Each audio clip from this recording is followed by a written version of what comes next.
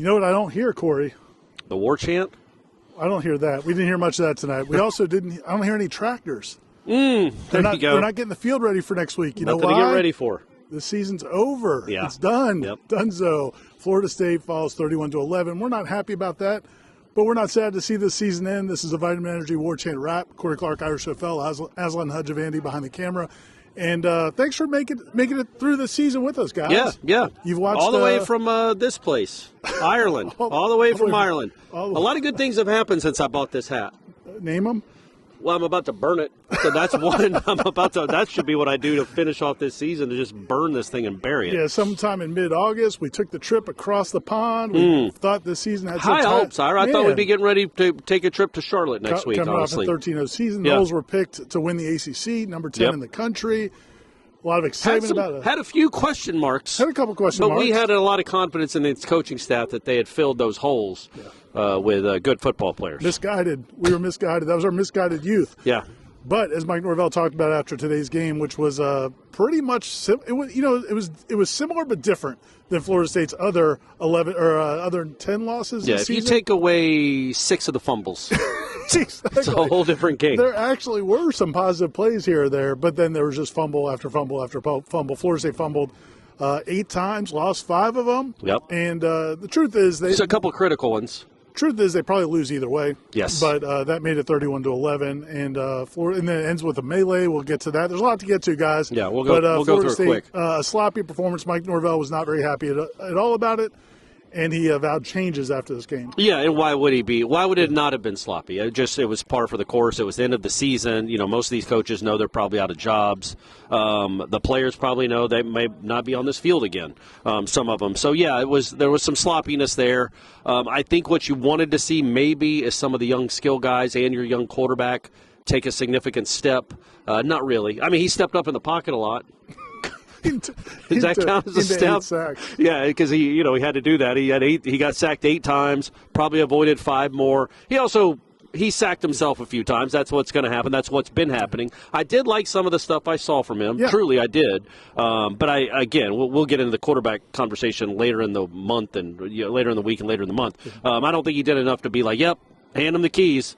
But the big news of the day, and we can get to this now or later, is there will be somebody with the keys to this offense, an enormous name.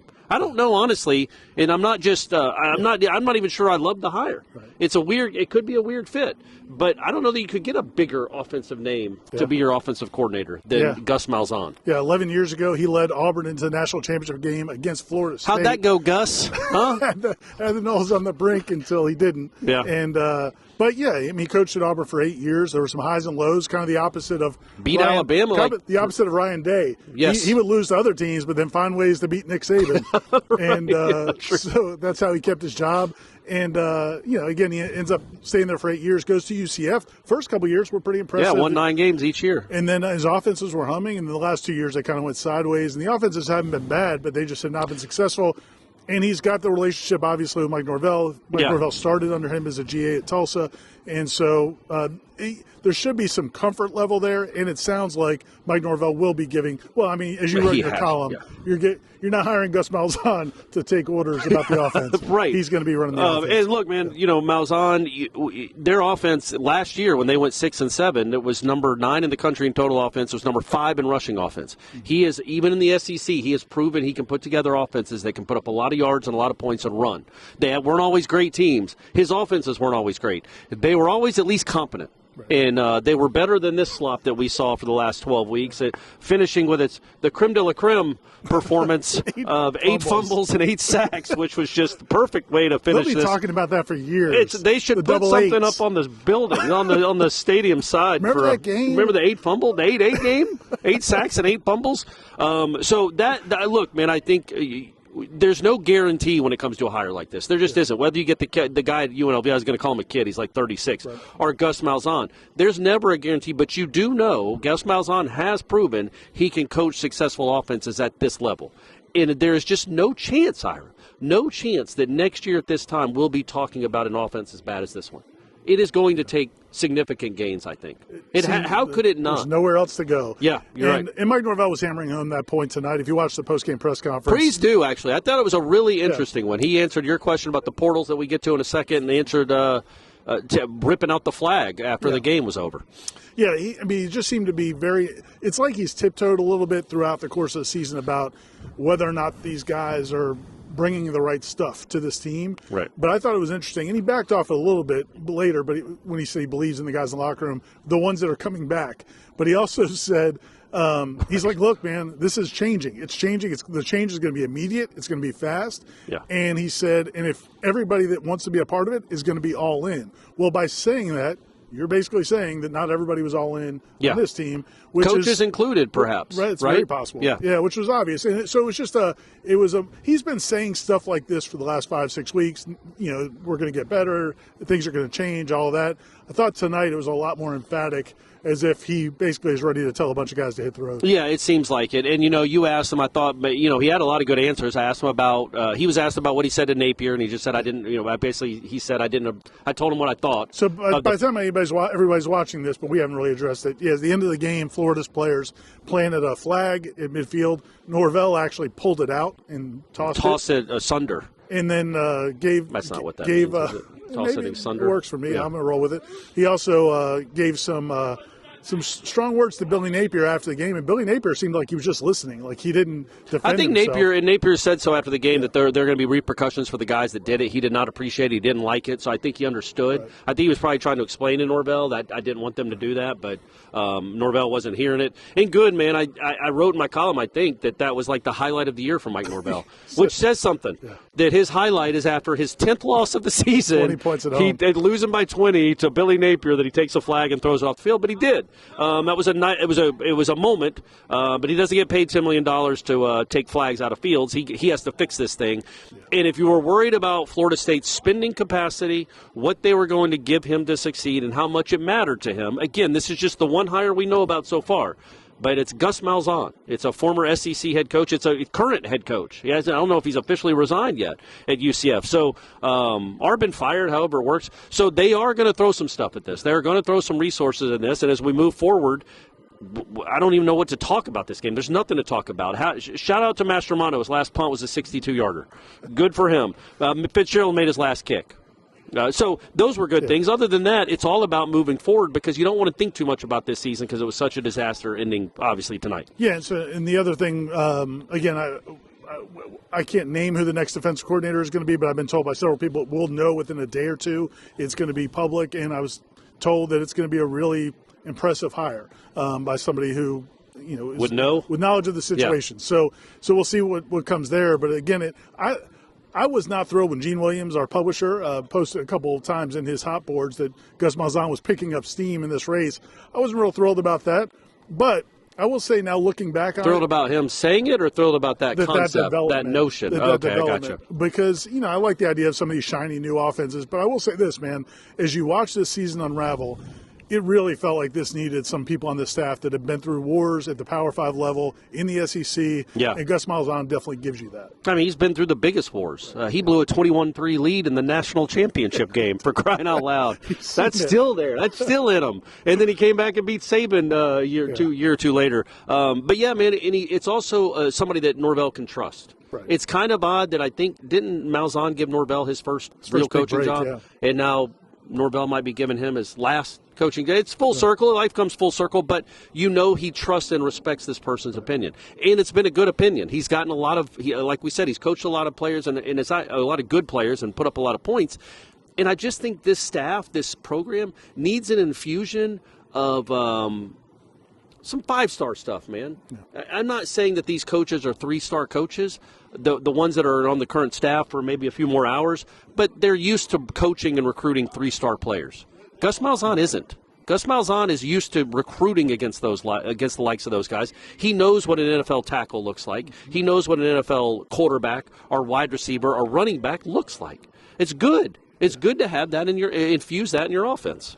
Going back to the one thing I did want to say about the game, because we talked about Luke Kromenhoek briefly earlier, I did think there were some nice things. The competitiveness, as a runner. That one slide early, he did learn from that, though. He didn't do it again. Yeah. And he also, when there's a throw to be made and he throws it with conviction, it looks good. He's got a good arm. Yeah. Again, the clock needs to be a little quicker. There's a lot of things he needs to work on. I'm sure, I think we're all confident they're going to go look for a transfer portal quarterback. But I feel like Luke, you could see where, man, down the road he could be the guy for this offense. Yeah, down the road, I'm sure Malzahn has some opinions on it, and I wonder, and I think it's genuine. It's got to be Malzahn's call, right? Don't you think, who the quarterback's going to be? Yeah. At this point, yeah. But, I think Luke will be in the mix. But, yes, I do think they're going to go get a portal quarterback. And, but I did think there was at least some growth. The second sack he took, maybe the second, third, and fourth, I'm like, come on, man, throw the ball. But the next few sacks, it takes him a while to realize how quick the defense is. And he was some of those were on him. Yeah. I thought the last couple sacks were basically on the offensive line being gross, just being awful. He did what he could. He did speed up more. He did throw quicker. He did get out of his hands quicker. So he made adjustments in game that were nice. And as you can see, he's a pretty good athlete, man. I think he ended up, if you don't count the sacks, Ira, he would have run for 72 yards on 13 carries. But if we count the sacks? 21 carries for 33 yards and 3 fumbles. Right. Well, hold on to the ball, big guy. You got to start holding on to the ball a little bit. But, the 21 carries, that's a lot. He's a tough kid. I will say this. It sounded like, and we'll see, man, Mike Norvell has to follow through with it. We'll see how his conversations go.